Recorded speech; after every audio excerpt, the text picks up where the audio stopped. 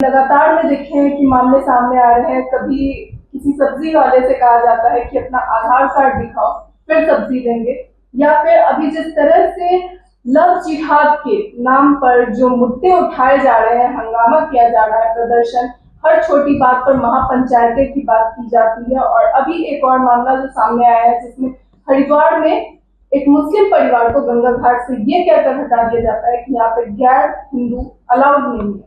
इसे आप किस तरह से? मनुस्मृति को लोगों को एक बार फिर पढ़ना चाहिए ध्यान से, और बाबा साहब के संघर्षों को याद करना चाहिए कि महाड़ आंदोलन क्या था, कैसे बाबा साहब ने जान हथेली पे रख के पानी उठाया था महाड़ के तालाब से। ये सब बातें ध्यान में रखनी चाहिए जब हम ये देखते हैं कि हिंदू राष्ट्र की मांग हो रही है। तो बेशक हिंदू राष्ट्र और मनुस्मृति के हिसाब से तो पानी पीने का अधिकार, पानी में कदम रखने का भी अधिकार, पानी के पास जाने का भी अधिकार सिर्फ और सिर्फ सो कॉल्ड मनुस्मृति और मनुस्मृति के मानसिकता रखने वाले लोगों की ही है।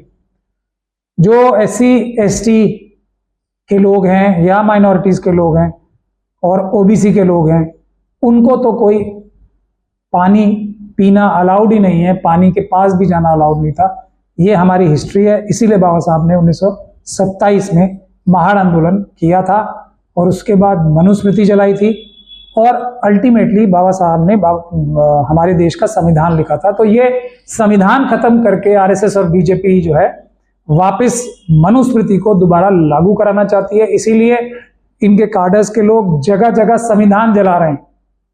आप लोग देखेंगे कि बहुत रिसेंटली आपने देखा होगा, बार बार धर्म संसद हो रही है, बजरंग दल के कार्यकर्ताओं को आर्म्स ट्रेनिंग दी जा रही है। अभी नोएडा में भी एक जगह बंदूक चलाना, तलवार चलाना, आर्म्स ट्रेनिंग दी जा रही है। ये एक हिंदू राष्ट्र बनाने की तरफ, मनुस्मृति लागू करने की तरफ मजबूत कदम सरकार के बड़े बड़े मंत्री और प्राइम मिनिस्टर की पूरे वर्धस्त्र से ये सब कार्यक्रम चल रहा।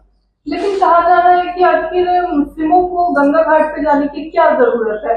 अगर जो हिंदू है वो मक्का मदीना इन जगहों पर नहीं जाते हैं तो मुस्लिमों को भी नहीं जाना चाहिए, ये बातें कही जा रही है। इसको मुस्लिम रंग देने के लिए सिर्फ शुरुआत में होता है, वरना जो चीज मुसलमानों के नाम पे शुरू करते हैं वो शेड्यूल कास्ट, शेड्यूल ट्राइब के खिलाफ ज्यादा इस्तेमाल होती है, वो OBCs के खिलाफ ज्यादा इस्तेमाल होती है। लेकिन एक चीज को एक्सेप्टेबिलिटी देने के लिए, किसी भी अपने गंदे घिनौने काम को एक्सेप्टेबिलिटी देने के लिए पहले मुसलमानों का नाम लेते हैं। ये इनकी एक स्ट्रैटेजी है जो एक बार नहीं 10 बार एक्सपोज हो चुकी है। तो आप लोग इस साजिश में और इस इनकी चालबाजी में बिल्कुल नहीं आना चाहिए। ये सिर्फ और सिर्फ जो अपने आप को सो कॉल्ड अपर कास्ट बताते हैं, उन लोगों के अलावा ये किसी को भी पानी पीने का अधिकार देना ही नहीं चाहते।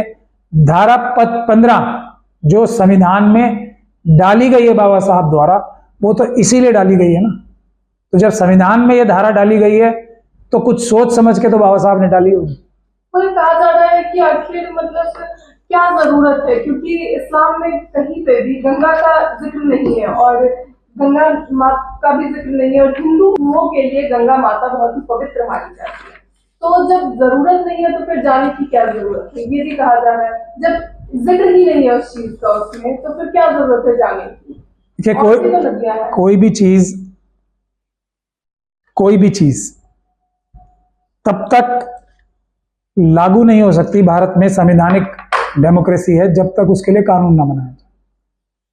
तो अगर ये काम लागू कराना है कि सिर्फ सो कॉल्ड अपर कास्ट ही गंगा पे जाएगी, तो ऐसा कानून उत्तर प्रदेश की सरकार, उत्तराखंड की सरकार बना सकते हैं ना।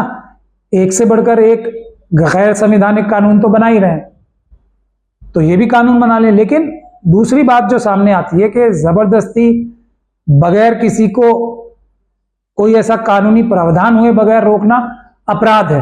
अब उससे बड़ी बात यह है कि इन अपराधियों के खिलाफ पुलिस कोई कार्रवाई नहीं करती। क्या मुस्लिम समाज के व्यक्तियों को जाने के लिए, रोकने के लिए, या शेड्यूल कास्ट कम्युनिटी के लोगों को गंगा पे जाने से रोकने के लिए, शेड्यूल ट्राइब के लोगों को या OBC के लोगों को या दूसरी माइनॉरिटी के लोगों को वहां रोकने के लिए so called upper caste community ने कोई कानून बनवाया है क्या? जब तक कानून नहीं बनाया, आम नागरिक कानून अपने हाथ में नहीं ले सकता। ये अपराध है, ये आतंकवाद की घटना है। और ये लगातार उत्तराखंड में देखने को मिल रहा है कि भी लव जिहाद के मामले भी काफी ज्यादा बढ़ रहे हैं, और इसे लेकर पुष्कर धामी जी सीएम ने खुद कहा है कि मतलब हम लव जिहाद और लैंड जिहाद को खत्म कर देंगे उत्तराखंड से। इसीलिए ये स्टेप लिए जा रहे हैं कि रोक लगाई जा रही है कुछ चीजों पर, और जो महापंचायत थी इस चीज को भी कहीं ना कहीं सपोर्ट दिया गया, उसे आप कैसे? ये सब काल्पनिक विषय हैं जो क्रिएट किए जा रहे हैं, और ये इस बात का साफ सबूत साबित होता है कि आरएसएस के लेवल पे, आरएसएस के हाईएस्ट लेवल पे हो रहा है। इसीलिए चीफ मिनिस्टर साहब खुद इस प्रकार की क्रिमिनल बातें कर रहे हैं और इस प्रकार की गैर संवैधानिक बातें कर रहे हैं। तो इससे आप लोगों को एकदम क्लियर हो जानी चाहिए बात कि ये आरएसएस स्वयं करवा रही है। और उसकी एक बड़ी वजह यह भी है कि आरएसएस के संबंध, आरएसएस के लोगों के संबंध पाकिस्तान की आईएसआई और चाइना की इंटेलिजेंस एजेंसी से भी हैं। उत्तराखंड एक बॉर्डर लाइन स्टेट है, जैसे मणिपुर एकदम बॉर्डर के पास है, चाइना के पास है, बर्मा के पास है। तो वहां भी इतनी ज्यादा हिंसा जो कराई गई है आरएसएस के कार्डर्स द्वारा, वो इसीलिए कराई गई है कि चाइना को फायदा हो। बॉर्डर लाइन एरियाज जितने, हमारे बॉर्डर लाइन स्टेट जितने ज्यादा अफरा तफरी का माहौल वहां बनेगा, उतना चाइना को फायदा और भारत को नुकसान होगा। तो ये चीफ मिनिस्टर साहब खुद आरएसएस की जो एक सोची समझी पॉलिसी है कि चाइना और पाकिस्तान के इशारे पे देश को कमजोर करना है, उस पॉलिसी का ही हिस्सा है जिसमें चीफ मिनिस्टर साहब खुद इन्वॉल्व साफ नजर आ रहे हैं।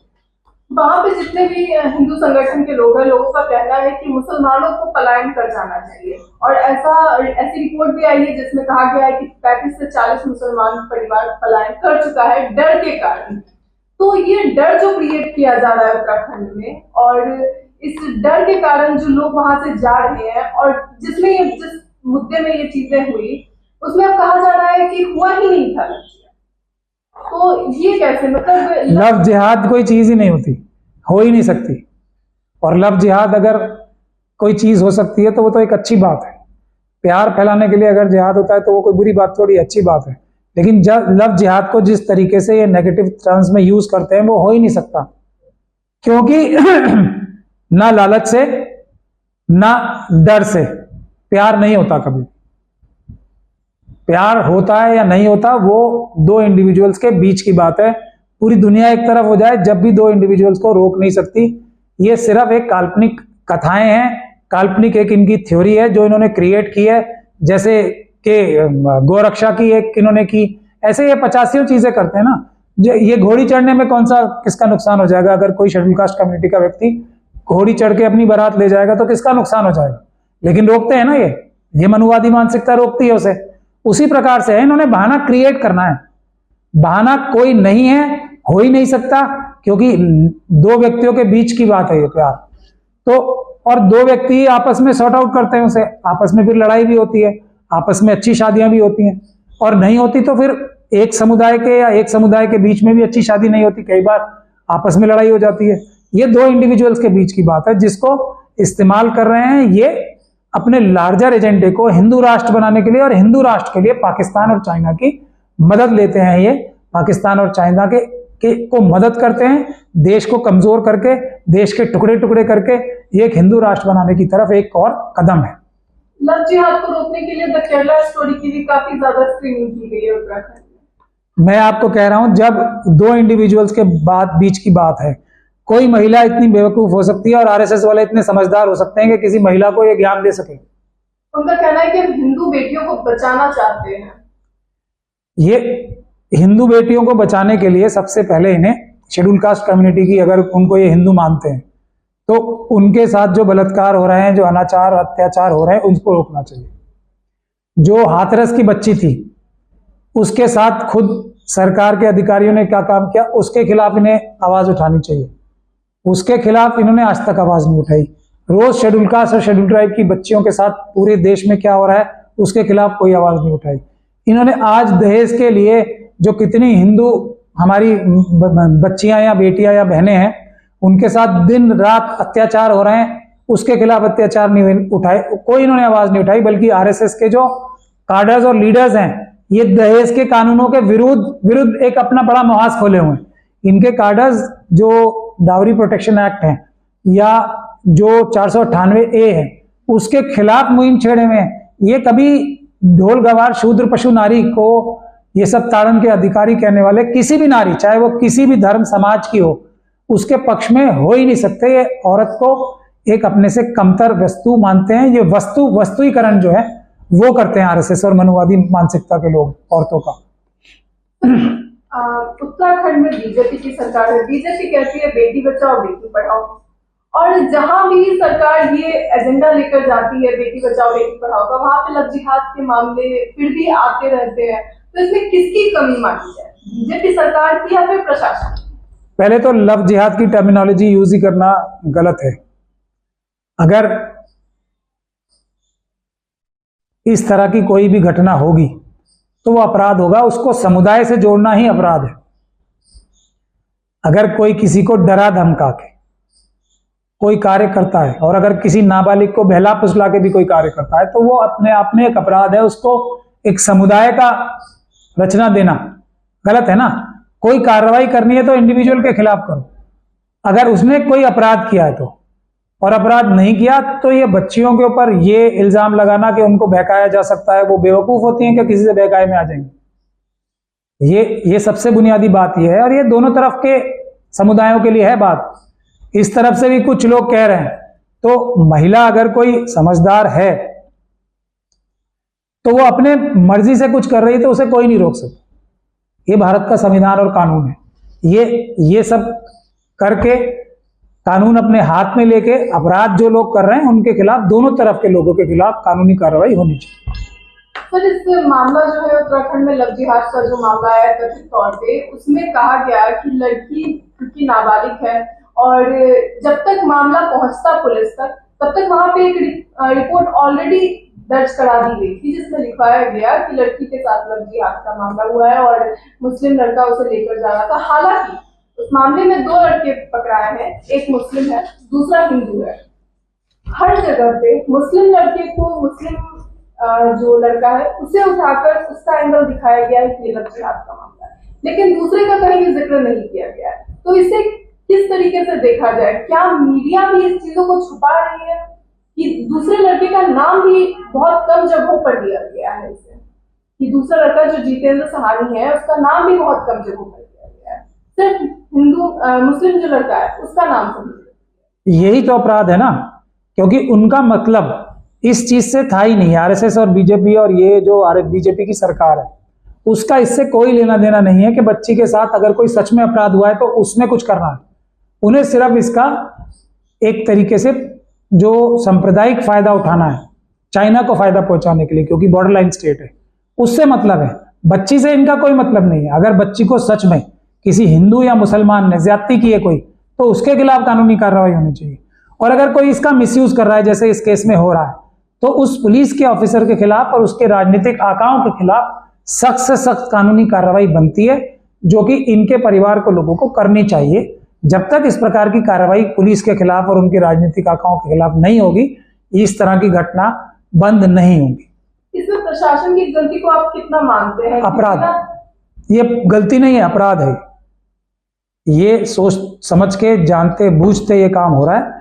ये मैं बात मान सकता हूं कि एक परिवार ने आके एक झूठी एफआईआर करा दी, लव जिहाद लिखवा दिया, वहां तक ठीक है। लेकिन जब पुलिस इन्वेस्टिगेशन करती है और उसको सच्चाई सामने आ जाती है तो उस परिवार वालों के खिलाफ भी उन्हें एक्शन लेना चाहिए। और जो बात जो है प्रेस के माध्यम से पूरे देश के सामने लाके रखनी चाहिए कि ये बात झूठ थी और इसमें कोई ऐसा एंगल था ही नहीं। ये पुलिस की जिम्मेदारी है जो पुलिस ठीक से नहीं निभा रही है, ये भी एक अपराध है। सर, जिस तरह से लगातार फिर से एक बार हिंदू मुस्लिम का भी कुछ दिनों में मामला काफी ज्यादा बढ़ाया जा रहा है, हर जगह से हिंदू मुस्लिम के मुद्दे उठाए जा रहे हैं, क्या 2024 को लेकर बीजेपी की तैयारी यहीं से शुरू हो जाती है?